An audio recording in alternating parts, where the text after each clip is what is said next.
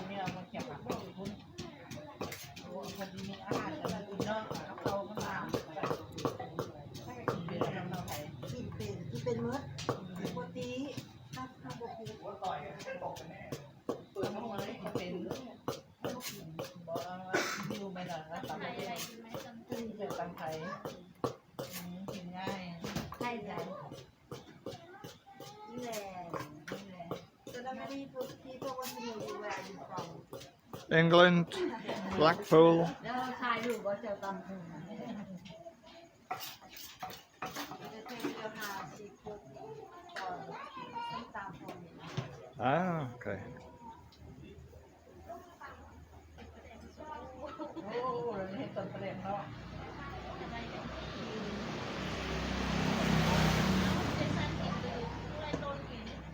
ทำไปเลยเป็นยัง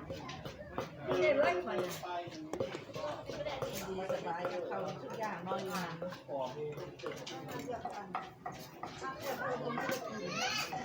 ั่นเฮ็ดกินเหรอกับเขาของเฮ็ดเนาะเรียกเบอร์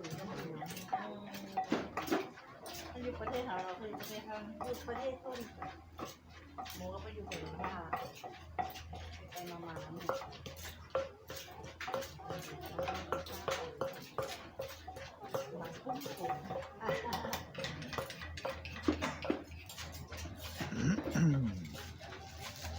ตื่นโอ้โห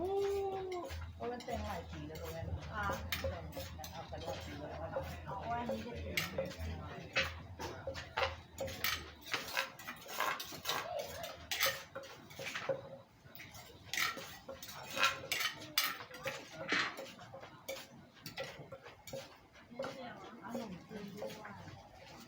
เป็นช่วยหมดไหม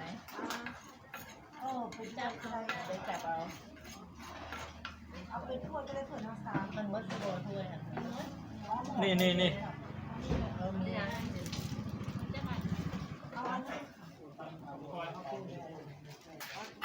ปล่อยกับปุ้ยปล่อย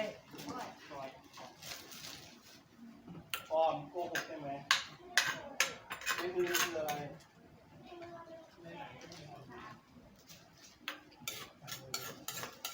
ก็ได้กินข้าวค่ะก็เลยอยากแสดงบริสุทธิ์ข้าวแต่ข้าวเที่ยงกินกินบ้านหรือว่าไปกินค่ะกินบ้านค่ะไม่ให้กับข้าวที่บ้านแล้วก็กินข้าวสวยค่ะได้หมดข้าวเหนียวค่ะ แม่บอกว่าจะเจอกัน ง่ายเนี่ย กินง่ายกินสบายกินอะไรก็ได้ฟังหน้าเป็นอันอยู่นั้นไม่ได้กินมั้งเกี่ยวมาไหมมันต้องจังต้นประแดกกระโดดมาลาดแล้วลาดเลยเกี่ยวก็เกี่ยวไปกินมั้ง กินได้หมดทั้งโอเคอันนี้คือการประเภทตั้งข้าวหมดหรือยังเท่าไหร่จ้ะ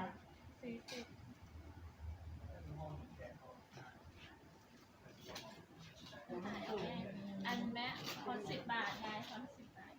อันอ๋อไม่ต้องรอได้ดูวันที่วันที่เดียวนะ What is it? Oh, yeah. Pork scratchings. อย่างอันละ20 บาททำแบบเมื่อแบบแซ่บๆนั้น Let's. Kopkun Kap. สอนพ่อแล้วถ้าพ่อก็จะเรียนของ YouTube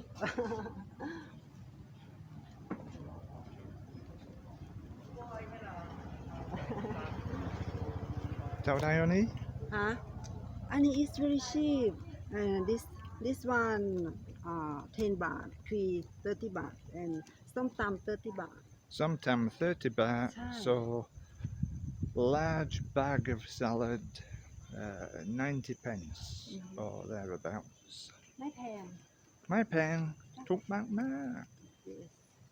ถูกมากๆแบบไม่มีตังค์เนเธอร์แลนด์นะเอาพี่อ่านมาได้2 มื้อละค่ะ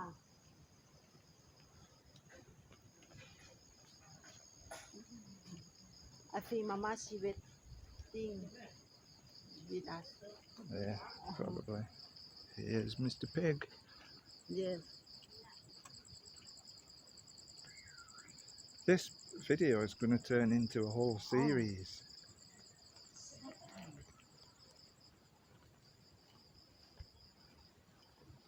She cooking for the bread and roll. Oh yeah. Yes, Wow, inside. the bakery in Yes, there. this Just area. someone's open house is a bakery. Yes, and bakery sale for tomorrow. Yeah. Everybody's getting ready for tomorrow's Monday Yes, market. yes, because tomorrow big market, many people come. And people from Laos have to buy and sell something in Thailand. So people from Laos bring their things to sell, and they buy Thai products to take back to Laos. ใช่ So the people from Laos make things in communist Laos, yes, bring them to capitalist Thailand, ใช่ sell them, and This is for neighbor. สวัสดีค่ะป้าตา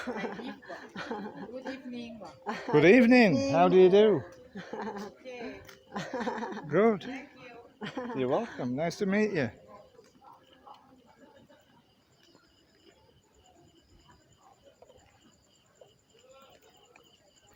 Good evening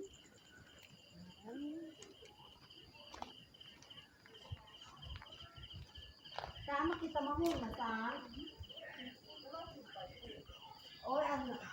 ไม่เห็นในซ้ำไม่เห็นในซ้ำปิ่นหมูเป็นซ้ำปิ่นหมูเจ๊หรออันซ้ำปิ่นหมูเขาบ่บริษัท And Mum's been looking after the pork while we were out. ไปเบิ่งครับปิ่นหมู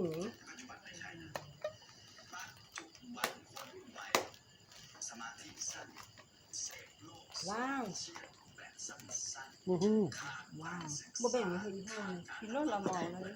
อันนี้มีเก้าอี้ but not enough we can take more Well, this is okay for me, but what is everybody else going to eat? yes it's okay no problem ป้าก็เมาแล้วเก็บดังแล้วสิ So ส้ม that ตำค่ะ 90p, โอ้ตั้ง 90p มาโล for ด that. 30 baht. อันที่เรา how Chai, many glass Sam Cap. 3นะคะโอเค I think this some beer Thank you, darling.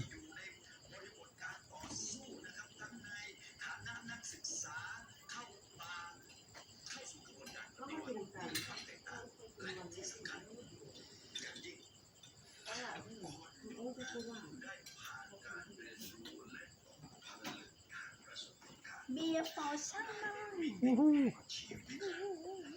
อาทิตย์ละทีก็สิบ